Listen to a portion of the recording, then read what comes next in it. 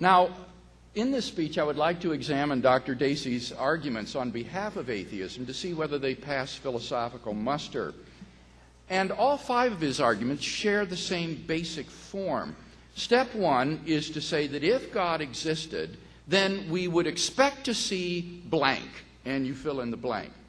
Step 2 is, but we do not find blank, and therefore one concludes that God does not exist. Now, I want to make 2 general comments about this style of argumentation. First of all, it's enormously presumptuous. Basically, what Dr. Dacey is saying is that if God doesn't fulfill our expectations, then we should conclude that he doesn't exist.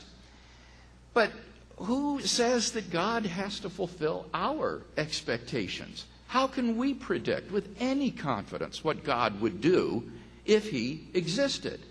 If we find that our expectations aren't met, then isn't it the better part of discretion and humility to re-examine and perhaps revise those expectations? We're simply not in a position to dictate to God that he has to act in accordance with our expectations. Well, what about the second argument based on the success of science? Here the key premise is that if God existed, he would act in the world in ways that science must take into account. Well, again, I think that's plainly false. Miracles, by their very nature, are unpredictable and unrepeatable. But science only deals with predictable and repeatable phenomena. When science confronts an unpredictable or unrepeatable event, then it tends to just ignore it as a scientific anomaly, and thus science takes no cognizance of miracles. In fact, I would revise this premise to state, if God existed, he would create a universe operating according to certain natural laws so that it is open to rational exploration and discovery. And that guarantees the success of natural science. Well, what about the third argument based on the mind-brain connection? Again, I think both of the premises of this argument are false. For example, take the first premise. If God existed, we would have an immaterial soul that is independent of the brain. I think this is pure speculation. We have no way of knowing, apart from experience, what sort of creatures God would create if he existed. In fact, if Dr. Dacey's arguments against the possibility of mind-body interaction are correct, then it is logically impossible for there to be creatures composed of mind and body. So we could hardly expect that God would do the logically impossible.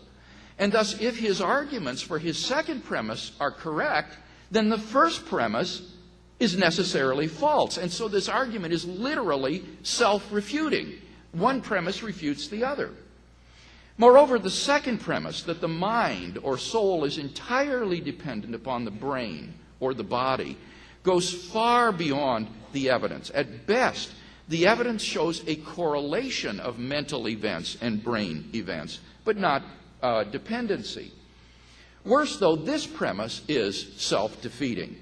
For if the mind is entirely dependent upon the body, then causation between mind and body is a one-way street. The body can affect the mind, but the mind cannot affect the body. And that is incompatible with freedom of the will. Everything you believe is determined by the physical stimuli that you receive through your body. But then, what about Dr. Dacey's belief that his second premise is true? In that case, his belief is not the result of rational reflection or choice on his part. Rather, it's just physically determined for him. His believing it is no more rational than his having a headache. And so this premise is incapable of being rationally affirmed, and so it is literally self-defeating. Well, what about the fourth argument from evolution? This argument has real problems. Not only are the premises false, but the argument is logically invalid, so that even if both premises were true, the conclusion still wouldn't follow because the argument violates the rules of logic. To make the argument valid, you have to add an additional premise, 3. All life on Earth is the product of purely naturalistic evolution. You have to add that premise. But that premise goes far beyond the evidence, which at best supports microevolution within various natural kinds.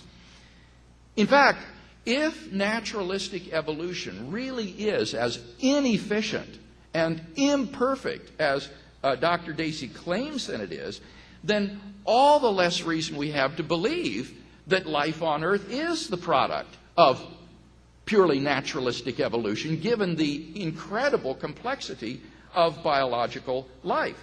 So this argument also tends to be self-defeating. The more evidence you have for the one premise, then the less reason you have to believe the other premise. But leaving that problem aside, why couldn't God use evolution as his means of creating life? Well, here Dr. Dacey's key premise is that if God existed, he would create living things by an efficient process. Well, I don't see any reason to think that that's true. As the philosopher Thomas Morris has pointed out, efficiency is important only for someone with limited time or limited resources or both. But God has unlimited time and unlimited resources at his disposal. For such a person, efficiency is just no big deal. So I don't have any confidence in Dr. Dacey's assumption that God would not use evolution as a means of generating biological complexity.